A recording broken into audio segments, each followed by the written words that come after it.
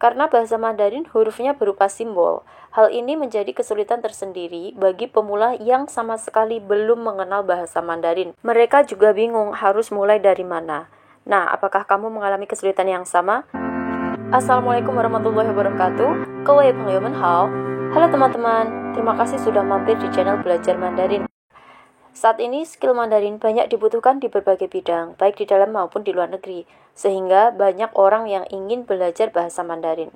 Masalahnya, karena bahasa Mandarin hurufnya berupa simbol, hal ini menjadi kesulitan tersendiri bagi pemula yang sama sekali belum mengenal bahasa Mandarin. Mereka juga bingung harus mulai dari mana. Nah, apakah kamu mengalami kesulitan yang sama? Jika iya, silahkan simak video ini sampai selesai dan jangan di-skip-skip ya teman-teman, karena aku akan membahas pondasi atau dasar pengetahuan bahasa Mandarin benar-benar dari nol. Aku juga akan menjelaskan belajar bahasa Mandarin itu mulainya dari mana, apa dulu yang harus dipelajari agar tidak bingung. 好的，我们就开始吧。Oke, langsung aja kita mulai. Ada dua hal mendasar yang ingin aku share di sini. Yang pertama, istilah-istilah penting dalam bahasa Mandarin. Dan yang kedua, apa yang harus dipelajari pertama kali agar tidak bingung dan lebih mudah dalam mempelajari bahasa Mandarin. Silahkan disimak ya teman-teman. 1. Istilah-istilah penting dalam bahasa Mandarin. Jadi, ada beberapa istilah yang harus kita pahami terlebih dahulu sebelum masuk ke materi bahasa Mandarin itu sendiri, yaitu ada Hanyu, Hanzi, dan juga Hanyu Pinyin. Ketiga istilah ini sangat mendasar dan pokok, jadi kita tuh harus paham lebih dulu gitu ya. Nah, apa sih itu Hanyu, Hanzi, dan juga Hanyu Pinyin? Ini dia penjelasannya. Istilah yang pertama adalah Hanyu. Hanyu artinya adalah bahasa Mandarin.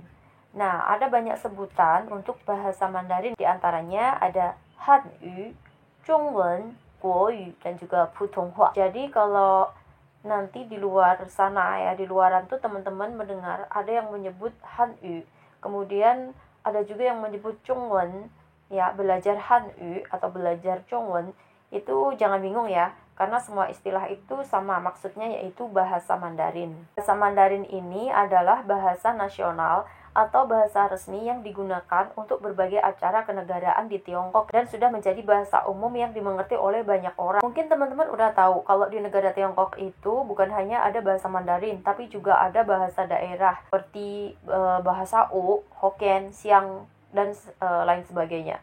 Nah, kalau bahasa nasional sendiri atau bahasa resminya itu adalah bahasa Mandarin yang kita pelajari. Bukan hanya bahasa resmi negara Tiongkok, tapi juga negara Taiwan.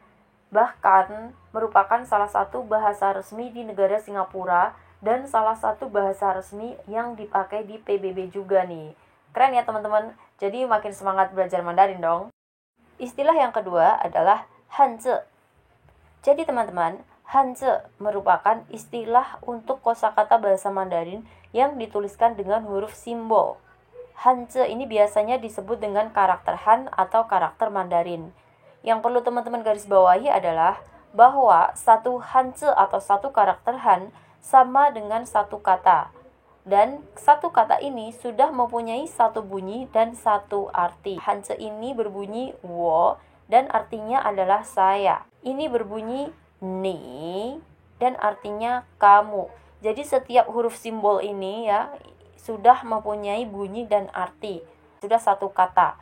Yang perlu digarisbawahi lagi adalah Hanzi ini ada dua jenis yang sampai sekarang tuh masih dipakai, yaitu Hanzi tradisional dan juga Hanzi simplified. Apa itu bedanya?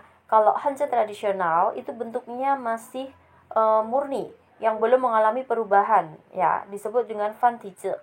Yang masih menggunakan huruf tradisional ini adalah negara Hong Kong, Macau, Taiwan. Sedangkan kalau Hanzi simplified atau Hanzi yang lebih sederhana, itu bentuknya otomatis lebih simpel, kemudian sudah mengalami penyederhanaan. Disebut juga dengan Tiantizi. Banyak digunakan di Tiongkok, Singapura, Malaysia. Jadi Hanzi ini disederhanakan oleh pemerintah Tiongkok. Tujuannya adalah demi meningkatkan kemampuan baca tulis masyarakat luas. Mereka tuh membuat Hanzi tradisional itu yang bentuknya masih banyak goresan itu menjadi lebih simpel, jadi lebih mudah dipelajari. Lanjut ke istilah yang ketiga, yaitu Hanyu Pinyin.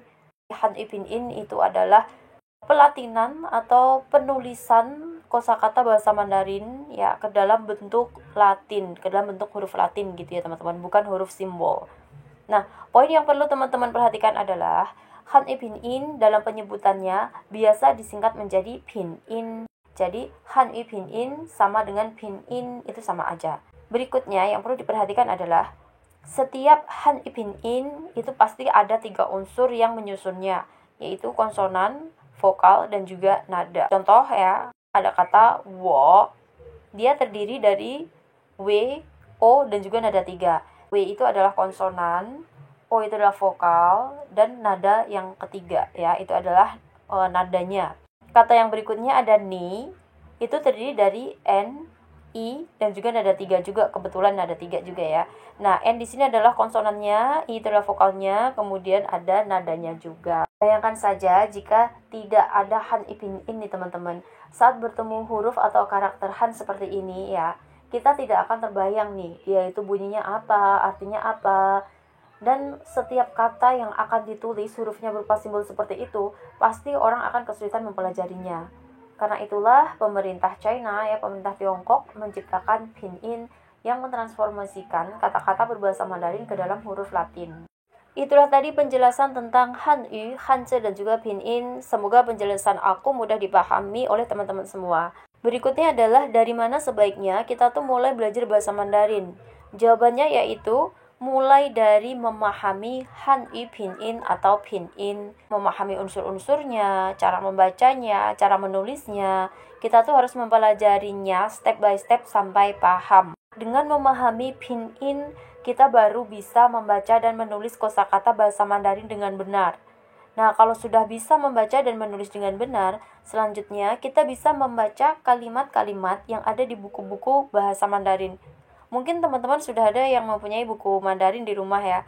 Nah, kalau sudah menguasai pinyin, teman-teman pasti bisa mempelajarinya. Bahkan sangat bisa untuk mengembangkan vocabulary atau kosakata secara mandiri sesuai dengan bidang yang diminati. Oke teman-teman, han i pinyin akan aku bahas step by step di video-video aku selanjutnya. Jadi jangan lupa subscribe dan aktifkan loncengnya agar kamu mendapatkan notifikasi saat aku upload video yang baru. Tolong bantu like dan share juga ke teman-teman kamu yang membutuhkan info ini ya. Semangat belajarnya, ciao, xie xie ni, bye bye.